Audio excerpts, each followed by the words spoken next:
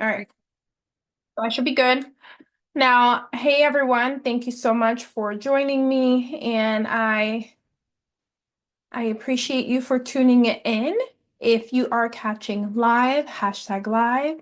If you're catching the replay, hashtag replay. Definitely let me know if you're here. Again, I'm on multiple devices, so if you see me looking around, just looking, I have different screens set up here. So I want to make sure that all of them are good. So we're going to talk about doing more with less, why it's draining your nonprofit organization and what to do instead.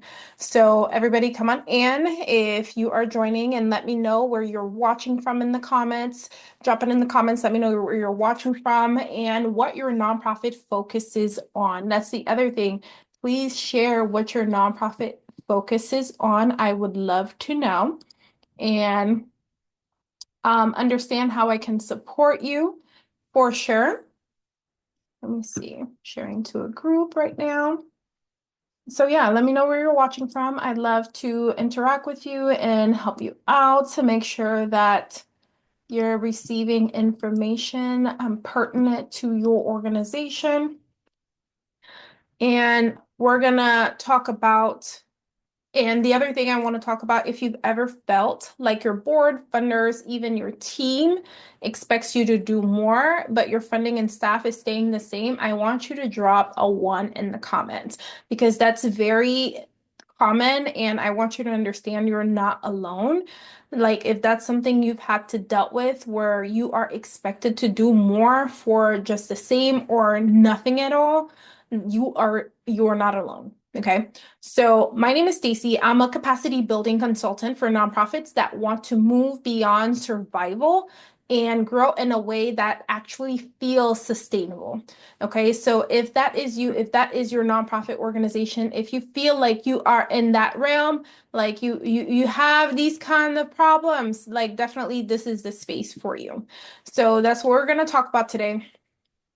And definitely let me know if you have any questions as we go through this. Okay, we're going to break down something that's affecting so many organizations that I work with. It's the pressure to do more with less. And a lot of organization leaders experience this where they feel they have to be the janitor, the HR person, the outreach specialist, the social media marketer, all of this. So the pressure to do more with less is very common, and the pressure is more common than you think. It's become expected, where people expect you to do more work for less because you're working for a nonprofit organization. You're constantly being asked to expand programs, serve more people, reach new communities, add new metrics for funders, right? But what's not being added? Staff, funding, technology, right? And time. Because we own like the time is the same every day, and you do not have the amount of time that you would like to be able to do more, right?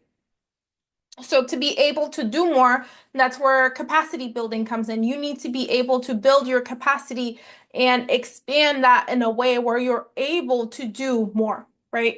Because then if you're expanding your programs, right? If you're serving more people, you're going to need more staff. And to get more staff, usually you need more funding. So it all trickles down to like building your capacity in the sense that you're able to provide more with more, because you can't do more with less. It doesn't make sense, or the same. It really does not make sense, right? You're expected to stretch existing resources as if these resources are elastic in a way. Like these resources will like stretch out just because you're stretching yourself out, but it doesn't work like that. Because your people, first of all, your people, they're not rubber bands. You cannot stretch like all these things out. It's going to break. Okay. So you cannot stretch existing resources like they're rubber bands because it doesn't work that way. Usually, when the pressure comes on to do more, you need to be able to support that with either more staff, more funding, more technology, more time. And to be able to do that, you need to have the resources in place. You need to have the capacity in place. Like myself as a consultant, it's a small agency right now. I know my capacity and how many clients I can serve. I know how to expand my capacity, and nonprofit organizations need to function in the same way. If you're trying to expand programs to serve more people, how many how many of you would you need to clone to serve more people? Or what do you need to do to free up your time to free more people? Or what do you need to do to bring in more staff to serve more people? These are all questions that you need to be asking yourself to be able to do more work because you're human, your staff, these individuals are humans and your mission is going to suffer if they're burnt out. And that's something you do not want to occur if you are trying to do more, right? Now, let's look at a few statistics that exist in terms of nonprofit reports and nonprofit trends. Like Salesforce posted that 74% of nonprofits are actually expected to do more with the same or fewer resources, which is out of this world. Because I don't know, like, and being agreeing to any of this, it's because you're agreeing to martyrdom. We're not doing that. I don't want you to do that because if you are expected to do more and serve more people, you deserve to have the resources needed to do that work.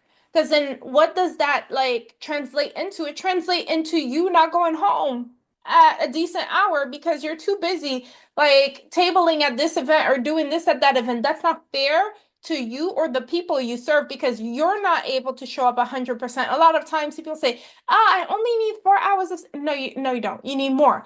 Like you have to be able to not only take care of yourself, but the people that you serve. And you cannot do that. You cannot do more with fewer resources. And I want you to like really sit down and think about it because in that same report, most leaders say they don't have internal systems to measure their impact or allocate capacity effectively.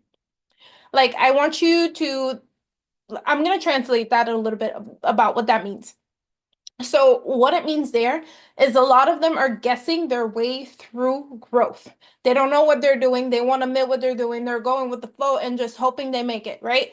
And what happens there is they end up being overwhelmed, overcommitted, under-resourced, which is a realm I want you to be out of because you need to build the internal systems that help you measure the impact that the organization is doing so you can actually allocate the capacity effectively. Because that's another thing. You may not have the capacity to do the work you're doing. What can you do? You need to look and assess where you are right now and what you're able to do before you commit to doing it. So I'm going to give you a small story, right? Like a community-based organization, really small, they received a 150K grant to expand mental health support for youth, right? The grant opportunity was great, but it did not cover admin support, training, or leadership development. So the executive was already wearing 5 hats. They like what happened to the executive director? They fell behind on reporting because they had to do a lot of work, right? Because in most grants, they want you to report.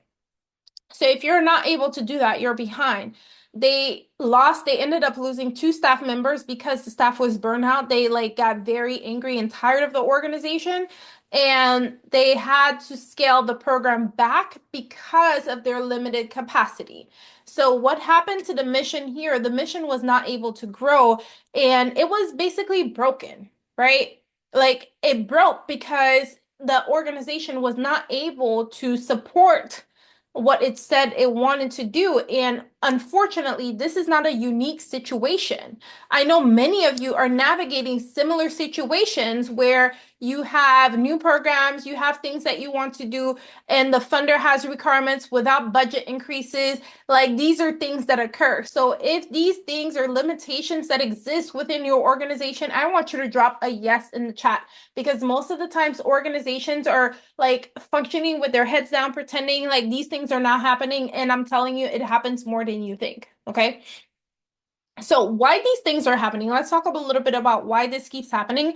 3 major reasons is that there's a myth of martyrdom. I talked about that in the beginning, but nonprofit martyrdom, like you're praised for being scrappy and cheap. Like for some reason, if you work for a nonprofit, you feel like it's a good thing. You give yourself a pat on the back because you're martyring yourself for the mission, for the cause, but you're expected to figure it out for the cause.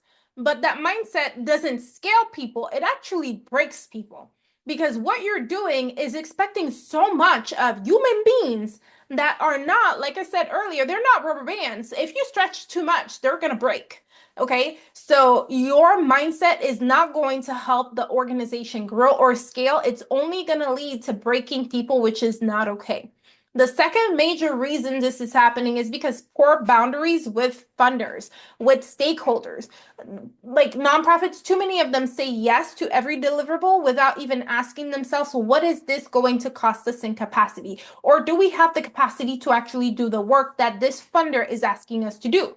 Like you have to be able to set clear boundaries and understand your limitations before you say yes to something for the sake of money, because not all money is good money. Like there, that's a saying in business and the for-profit world, but in nonprofits it's also the same. Not all money is good money. Just because you're getting 150K grant does not mean it's not going to come with its challenges. They might be asking you to do things that you do not have the capacity to do, that makes you look like Boo Boo the Fool at the end of this grant, and you do not want that. You need to figure out what the cost is long term or throughout the period of the grant and what it will cost your nonprofit organization.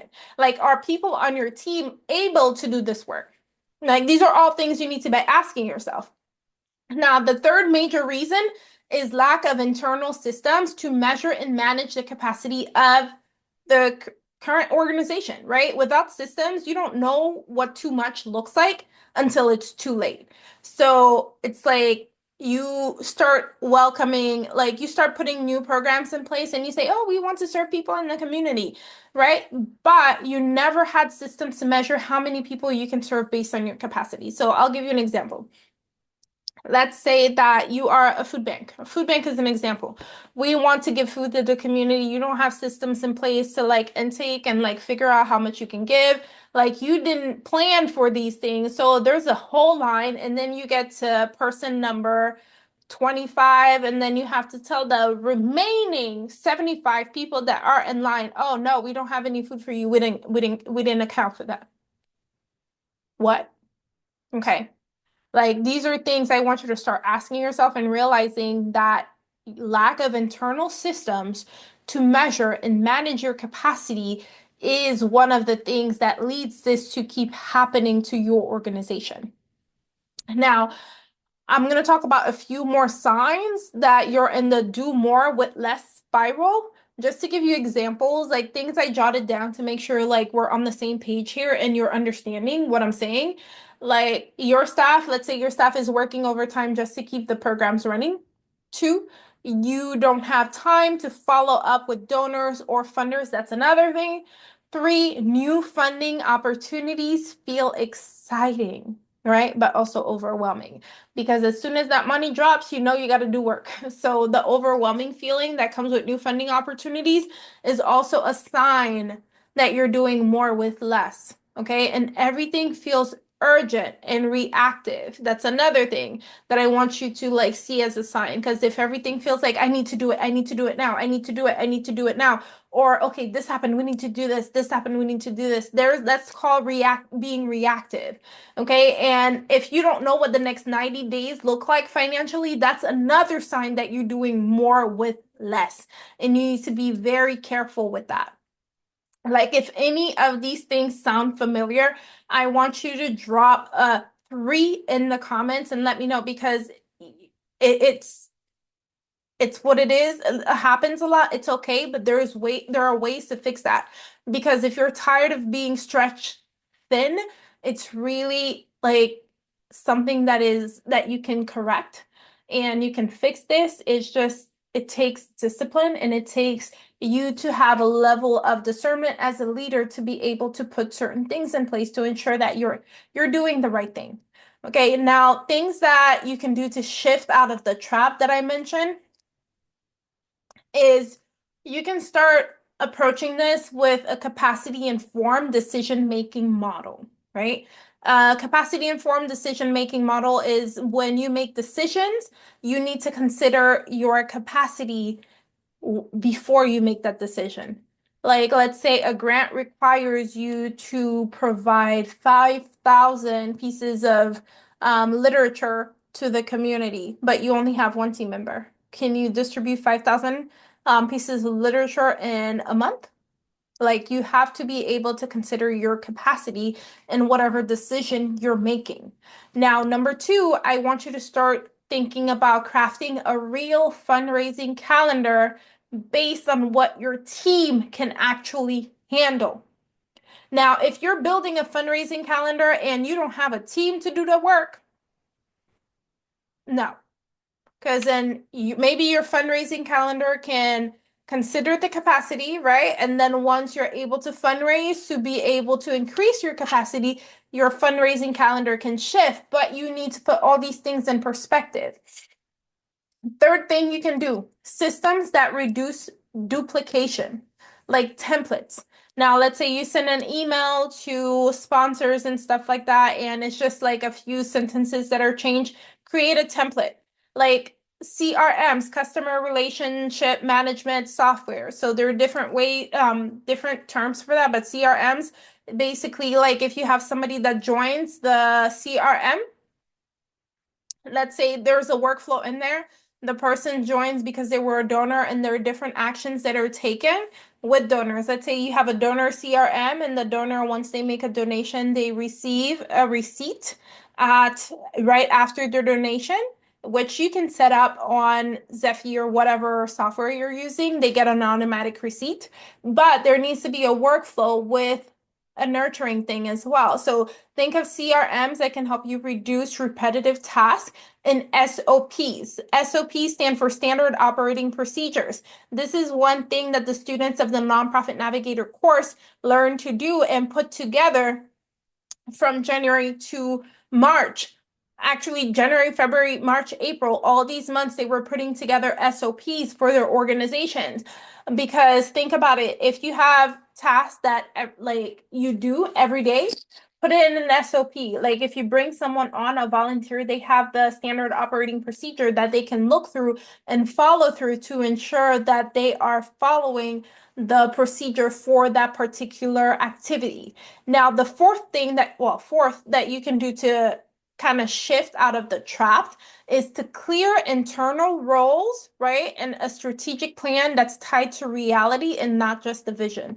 Because you may have a big vision and big dreams for the organization. You and your board, you have a big vision for the organization, but the reality is you're not there yet.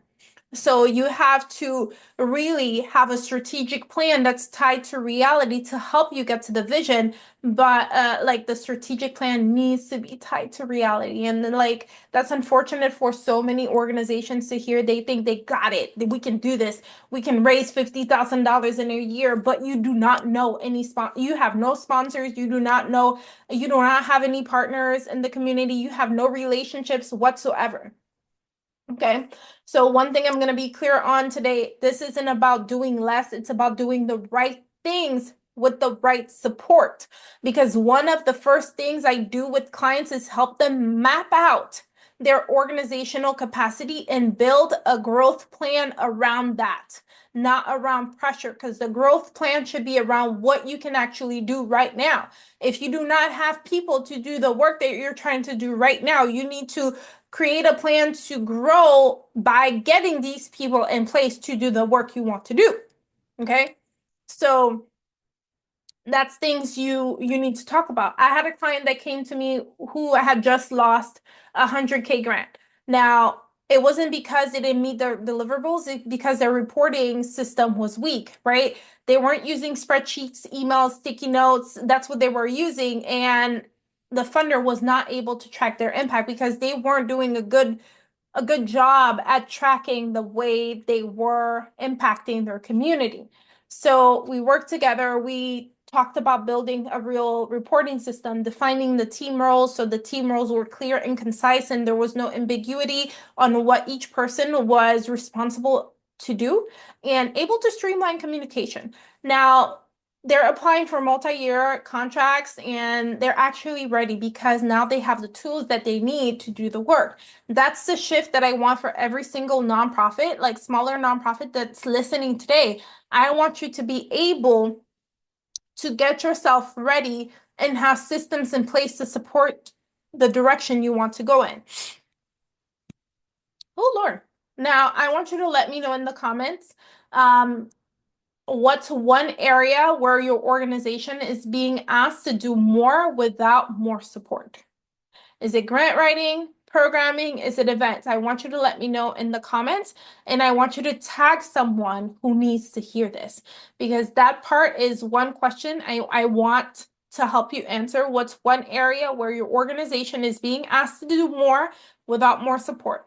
Is it grant writing, programming, events? Because then think about it. If you are the executive director, if you are like the outreach specialist, you should not be grant writing, because then they're not paying you for that, right? Are they asking you to do more with less support? And I want you to tag someone who needs to hear this, okay? I want us to stop pretending that burnout is noble. It's not. It's expensive.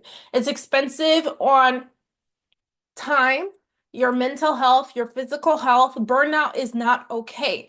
All right. So we need to talk about how to get ourselves out of the rut of doing more with less. Okay. Now, if any of what I talked about today hit home for you and you're thinking, okay, Stacy, I need help with this, right? But where do I start? Now, the first place I would tell you to start, like a few of my past clients, is to book a one-on-one strategy session with me. It's not a sales call. This is where we dig together and map out where your organization is bleeding time and money, what systems you actually need, and how to stop doing more with less and start doing better with what you have. Okay. In 90 minutes of the strategy session, we talk about a real strategy that you can implement, and the roadmap is tailored to your organization. Now, this is not a strategic plan, it's a strategy on how to move forward within the next few months so you can actually grow and start going in the right direction. Now, I'll drop the link to book in the comments, but if you're watching anywhere else, it is in my Stancer. You can click the link in my bio and find the strategy session and just book that. Okay. Now, I want you to remember, you are doing meaningful work. Okay. But you weren't meant to do it under constant pressure. I want us to start building smarter, leading differently. And also, I want us to stop normalizing burnout in the name of impact, because that's not okay. So, before I head out, I want to say thank you so much for being here. I look forward to seeing you soon. If you have any questions, drop them below and I'll check back in. And that's it. I hope you have an amazing day and thank you so much for tuning in. Bye, y'all.